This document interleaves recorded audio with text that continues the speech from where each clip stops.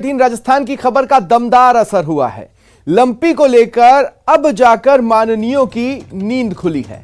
कई मंत्रियों ने फंड जारी कर दिए हैं। पशुपालन मंत्री लालचंद कटारिया ने अपनी ओर से 10 लाख रुपए जारी किए हैं।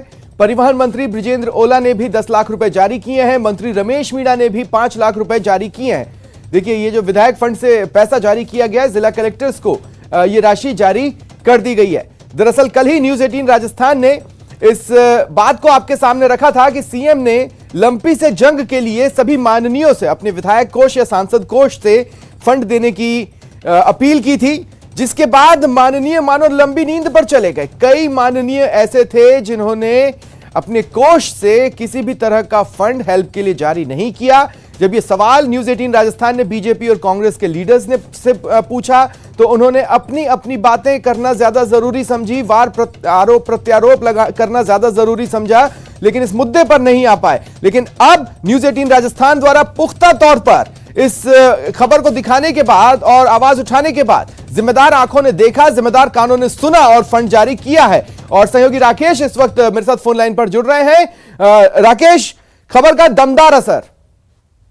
हाँ बिल्कुल, देखिए स्वप्निल, जिस तरीके से मुख्यमंत्री अशोक गहलोत ने गौवंश को लेकर के एक चिंता जताई थी और सभी से सहयोग राशि जारी करने की अपील की थी। चूंकि जो मंत्री ओला हैं, उन्होंने अपने पत्र में लिखा भी है कि जो मुख्यमंत्री द्वारा पत्र जारी किया गया था 6 अगस्त को, उस पर अभी तक ना तो सांसदों ने और अधिकांश विधायकों ने ध्यान दिया था। तो अब चूंकि न्यूज 18 राजस्थान द्वारा एक खबर प्रसारित करने के बाद में पशुपालन मंत्री लालचंद कटारिया ने जो है अपना 10 लाख रुपए का फंड जारी कर दिया है। अपनी खबर चलने के बाद ये फंड जारी किया है। दूसरा, ब्रजेंद्र ओला जो मंत्री हैं, परिवहन मंत्री हैं, उन्होंने भी अपने ट्विटर पर इस बात की जानकारी दी है और जिला कलेक्टर को जो राशि जारी की है वहां पर उन्होंने अपना जो पत्र है उसको जारी किया है। मंत्री रमेश मीणा से हमारी बात हुई है, उन्होंने कहा है कि आज ही उन्होंने जो है 5 लाख रुपए का फंड जारी किया है। लगातार जो विधायक हैं, मंत्री हैं, उनका फंड जारी करने का सिलसिला जारी है, लेकिन अधिकांश मंत्री जनता को इस बात की जवाबदेही देने से डर रहे हैं कि अब वो जब फंड जारी करेंगे तो जनता शायद उनसे सवाल जवाब करे। लेकिन अब चूंकि सरकारी फंड में पैसा देखिए राकेश, कुछ चीजें होती हैं जो देर आए दुरुस्त आए के क्राइटेरिया में आती है। देर तो हुई है लेकिन दुरुस्त आए इसे कहा जा सकता है। राकेश, कल न्यूज 18 राजस्थान पर प्राइम डिबेट में मैं ही था और मेरे साथ जो गेस्ट जुड़े थे उसमें गौ सेवक भी थे, इसके अलावा प्रमुख राजनीतिक दलों के प्रतिनिधि मौजूद थे और हमने सीधे उनसे सवाल किया था। बीजेपी से जब पूछा कि भाई आपके नेता इतने जम कर वार कर रहे हैं सरकार पर, साथ देने की जगह जब मौका था सरकार की अपील पर साथ देने का, क्यों साथ नहीं दिया? तो उन्होंने अपने इंडिपेंडेंस एफर्ट्स गिनाना चालू कर दिए। जब सरकार के चेहरों से इस सवाल को पूछा तो उनका यह कहना था हम जंग कर रहे हैं, हमें साथ नहीं मिल रहा, और वो टकटकी लगाए केंद्र की ओर देख रहे थे लेकिन अपनी जिम्मेदारी से मुंह मोड़ रहे थे। आखिरकार इस डिबेट के बाद सभी को सोचने पर मजबूर होना पड़ा, क्योंकि क्या गौ माता सियासत की चीज है?